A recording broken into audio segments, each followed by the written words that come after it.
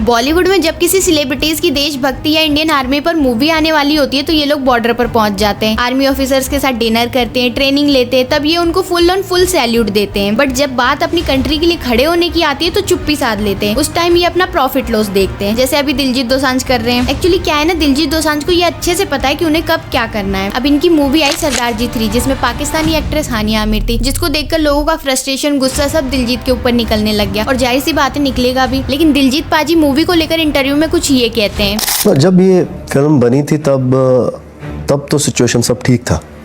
मतलब जब ये हमने शूट किया फरवरी में शूट किया, तब सिचुएशन ठीक थी, सारा कुछ सही चल रहा था। उसके बाद तो बहुत सारी चीज़ें, बड़ी चीज़ें हमारे हाथ में नहीं है।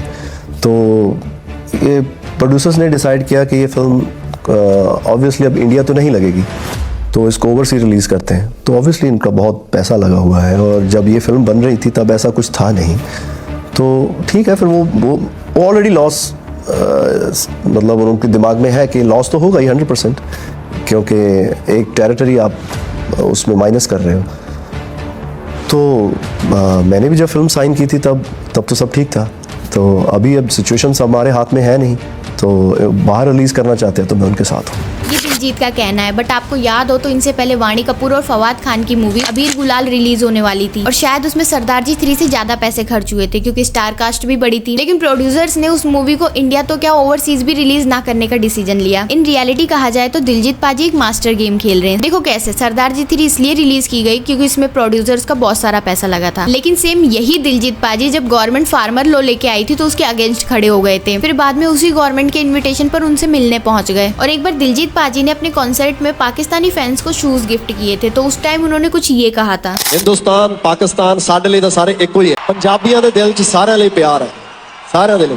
ये सरहदां, ये जेडे बॉर्डर है, ये तो साडे पॉलिटिशियंस ने बनाए हुए है, पर जेडे पंजाबी बोलने वाले या पंजाबी मां बोली नूं प्यार करते हो, चाहे इधर रहिंदे चाहे उधर रहिंदे, साडे लिए सारे सांझे है। सो जेडे मेरे देश तो आए हैं इंडिया तो उन्होंने भी स्वागत निगा, ते जेडे पाकिस्तान तो आया उन्होंने भी निगा स्वागत, साढ़े सारे वालों। एंड जब ये इंडिया में कॉन्सर्ट करने आते हैं तो इंडियन फ्लैग को स्टेज पर लहराने लगते हैं। If you remember, during Diljit concert Bajrang Dal ने इनको अल्कोहल प्रमोट करने वाले सॉन्ग्स गाने को मना किए थे। तो इन्होंने इसका रिप्लाई देते हुए कुछ ये 2-4 लाइनें बोली थी। अगर खिलाफ है तो होने दो, जान थोड़ी है।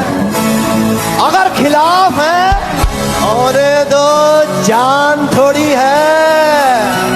ये सब हुआ है, आसमान थोड़ी है। अगर खिलाफ है होने दो, जान थोड़ी है। ये सब हुआ है, आसमान थोड़ी है।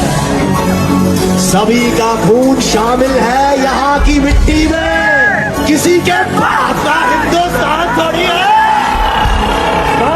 मतलब नेशनलिस्ट को भी खुश रखो और एंटी गवर्नमेंट पब्लिक को भी। अब ऐसा करने वाले दिलजीत दोसांझ अकेले नहीं है, बल्कि बॉलीवुड का एवरी सेलिब्रिटी है।